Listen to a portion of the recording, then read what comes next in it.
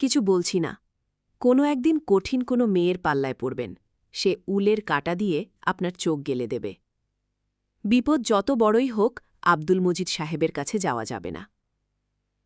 কোথাও কি টেলিফোন করা যায়? বাড়িওয়ালা সকাল সকাল ঘুমিয়ে পড়লেও তাদের ছোট মেয়েটা এবার এসএসসি পরীক্ষা দিচ্ছে।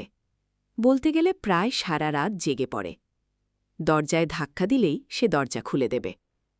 কোথায় টেলিফোন করবে? ভাইজামের বাড়ি ফের। তাকে কি বলবে? ভাইজান 10টার ভেতর ঘুমিয়ে পড়েন। একবার ঘুমিয়ে পড়লে তাকে জাগানো নিষেধ। ভয়ঙ্কর বিপদ এই কথা বললে তাকে হয়তো ডেকে দেবে। তিনি সব শুনে হাই তুলতে তুলতে বলবেন, এত রাতে কোথায় খোঁজ করবি? সকাল হোক। তাছাড়া পুরুষ মানুষ, এরা 1-2 রাত বাইরে থাকেই। অফিসে? অফিসকে কেউ রাত 1টা পর্যন্ত খোলা রাখে? হাসপাতালে? অ্যাক্সিডেন্ট করে কেউ হাসপাতালে ভর্তি হয়েছে কিনা জানতে চাওয়া। নাম হাসানুজ্জামান, বয়স 32, পরনে চেক ফুল শার্ট, খয়েরি প্যান্ট, পায়ে স্যান্ডেল, চোখে কালো ফ্রেমের চশমা, গায়ের রং ফর্সা, দেখতে সুন্দর, হালকা পাতলা। টেলিফোনে তার গলার স্বর খুব মিষ্টি। সুরাইয়া চমকে উঠল। ছি ছি, এইসব সে কি ভাবছে? হাসপাতালের কথা মনে আসছে কেন? মানুষটা হাসপাতালে কেন যাবে? কুচিন্তা মনে আসা ঠিক না। যে চিন্তা মনে আসে তাই হয়। ভালো কোনো চিন্তা মনে আনতে হবে, সুন্দর কোনো চিন্তা। বৌমা, বারেন্দায় বসে আছো কেন? সুরাইয়া উঠে দাঁড়াল। আকলিমা বেগমের ঘুম ভেঙেছে। তিনি বারেন্দায় চলে এসেছেন। বাকি রাতটা বারেন্দায় হাঁটাহাঁটি করে এবং গান গেয়ে কাটাবেন। সুরাইয়া বলল, আম্মা, ও এখনো ফেরেনি। রাইত কত হইছে? 2টা বাজতে 5 মিনিট। রাইত তো মেলা হইছে। জি। তুমি ভাত খাইছ? জি না। যাও, তুমি গিয়া ভাত খাও। চিন্তার কিছু নাই। পুরুষ মানুষ 2-1 রাইত দেরি করেই। এইটা নিয়া চিন্তার কিছু নাই। বন্ধুবান্ধবের বাড়িত গেছে, তাস খেলতাছে। ও তাস খেলে না মার। খেলে না বইলা যে কোনোদিন খেলব না এমন কোনো কথা নাই। বিলাই আর পুরুষ মানুষ এই 2 জাতের কোনো বিশ্বাস নাই। 2টাই ছোকছোকানি জাত। যাও, ভাত খাইতে যাও, আমি বসতেছি। যাও কইলাম। সুরাইয়া রান্নাঘরের দিকে রওনা হল। রান্নাঘরে না যাওয়া পর্যন্ত তার শাশুড়ি এই একটা বিষয় নিয়েই কথা বলতে থাকবেন, ভাত খাও, ভাত খাও। গ্রামের মানুষদের কাছে ভাত খাওয়াটা অত্যন্ত গুরুত্বপূর্ণ ব্যাপার। ইমুনকে রাতে খাওয়ানোর সময় সুরাইয়ার প্রচণ্ড খিদে পেয়েছিল। খিদের যন্ত্রণায় নাড়ি পাক দিচ্ছিল। এখন একেবারেই খিদে নেই, বরং বমি বমি ভাব হচ্ছে। 1 গ্লাস লেবুর শরবত বানানো যায়। ঘরে আর কিছু থাকুক না থাকুক, লেবু আছে। ইমুনের বাবা লেবু ছাড়া ভাত খেতে পারে না, গরম ভাত ছাড়া খেতে পারে না। পাতে যখন ভাত দেয়া হবে তখন সেই ভাতে ফ্যান মাখা থাকতে হবে। ফ্যান ভাত থেকে ধোঁয়া উঠতে হবে। এমন গরম ভাত মানুষ কপি কপি করে কিভাবে খায় কে জানে। সুরাইয়া চুলা ধরাল। রাতের বেলা হাসান যখন বলে, ভাত বার, খিদে লেগেছে, তখনই সে চুলা ধরিয়ে আধাপটি চাল দিয়ে দেয়। হাসানের হাত মুখ ধুয়ে টেডুলে খেতে আসতে আসতে চাল ফুটে যায়। আজকের অবস্থা ভিন্ন। ভাত রাধা থাকুক, কিছু একটা নিয়ে ব্যস্ত থাকা। ভাত রাততেও তো কিছু সময় যাবে। আকলিমা বেগম মেঝেতে পা ছড়িয়ে বসেছেন। তিনি চেয়ারে বসতে পারেন না, খাটে বসতে পারেন না। রাতে ঘুমোবার সময়ও মেঝেতে চাদর বিছিয়ে ঘুমান। সুরাইয়া মেঝের মশারি খাটিয়ে দিতে চেয়েছে, তিনি রাজি হননি। মশারা নাকি তাকে কামড়ায় না।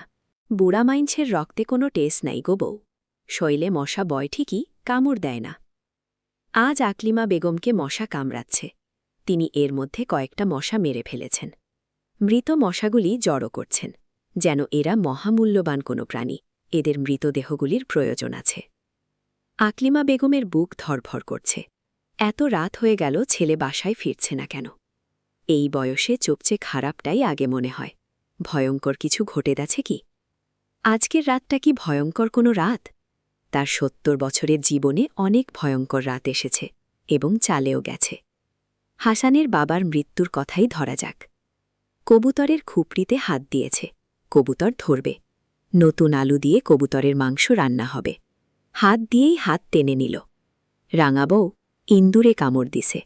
কবুতরের বাসাত ইন্দুর না, ইন্দুর না, সাপ, বিরাট এক সাপ তাদের চোখের সামনেই কবুতরের খোপ থেকে বেরিয়ে এলো। দুজনেই হতভম্ব।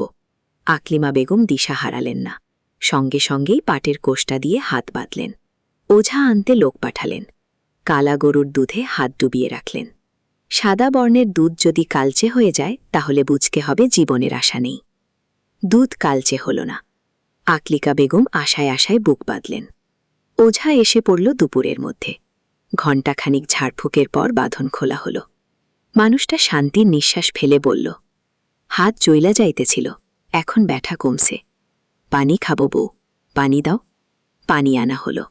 পানির গ্লাস হাতে নিয়ে মুখে দেবার আগেই লোকটা মারা গেল। এইসব কথা আকলিমা বেগম মনে করতে চান না, তবু মাঝে মধ্যেই মনে পড়ে। লোকটা পানি খেয়ে মরতে পারল না, ভরা গ্লাস হাতে নিয়ে ধরফর করে মরে গেল। এই দুঃখ কম কি? জগতের কোনো দুঃখই কম না। ছোট দুঃখ, বড় দুঃখ, সব দুঃখই সমান। আজ তার জন্যে কি দুঃখ অপেক্ষা করছে কে জানে। মন শক্ত করে রাখতে হবে। বাচ্চা বউটার দিকে তাকিয়ে মন শক্ত করতে হবে। বাচ্চা মানুষ, দুঃখ পেয়ে অভ্যাস নেই। বউটাকে ভুলিয়ে ভালিয়ে রাত পার করতে হবে। দিনের বেলা যে কোনো কষ্টই সহনীয় মনে হয়, রাতে ভিন্ন ব্যাপার। কিছু কিছু রাতকে এই জন্যে বলে কাল রাত, কাল দিন বলে কিছু নেই। এটাও একটা আশ্চর্য ব্যাপার। তিনি তার দীর্ঘ জীবনের অভিজ্ঞতায় দেখেছেন, নরম মেয়েগুলি কঠিন বিপদ সামাল দিতে পারে, শক্ত মেয়েগুলি পারে না, চিত হয়ে পড়ে যায়। এই শক্তির একটা গ্রাম্য নাম আছে, চিৎশক্ত। আম্মা, চা নেন। আকলিমা বেগম চায়ের কাপ হাতে নিলেন। শহরে এলে তার চা খাবার রোগে ধরে। বেটা এই ভয়ঙ্কর সময়েও চা বানিয়েছে, এটা ভালো লক্ষণ। মন শক্ত আছে, আসল বিপদ সামাল দিতে পারবে। বৌমা, বাজে কয়টা? 2:25। রাইত কাটতে বেশি দিরং নাই। তুমি ভাত খাইছ? তুমি ভাত খাও নাই, মিছা কথা বলছ।